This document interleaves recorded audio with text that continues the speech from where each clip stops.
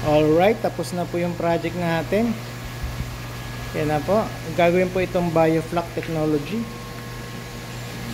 Na-installahan na po natin sila ng dalawang LP200. Kasi ang ginamit po namin dito ay mga matalahos. Yan. 6 muna yung ginamit namin. At yung mga matalahos naman dito sa kabila, ito. Yan. Ito po yung sample ng ating hangin. LP200 ang gamit natin.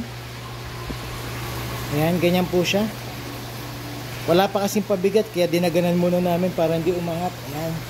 Tapos ito po yung isa niya. Yan. Kaya bali 6 na ganyan po yung bubula dito sa loob pag nalagyan na natin ng tubig. Yan, magkakaroon po ng ganitong tubig yan. Tapos 6 po na ganito ang gagana sa isang tangke. Yan, malakas po siya oh. LP200 po yung ginamit namin. Yan. Lilinisin na po ito. At kakarga na ng tubig para bukas ay matesting na po siya. Yan po, ganyan po ang setup namin.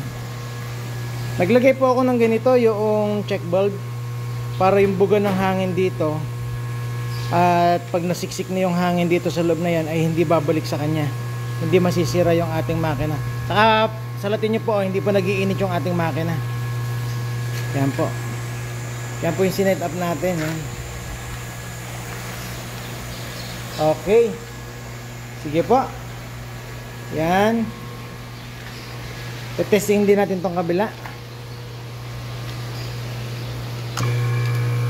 Yan, ang lakas niya.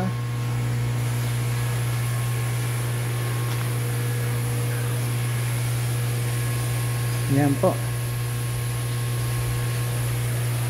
Bukas magkakaroon na po ito ng tubig. Matetesting na natin ng buo. Yung meron na siyang tubig. Yan po ang ating ginawa. Yan, tahimik lang yung ating makina. Yan po. Okay. Ingat po tayong palagi. Salamat po.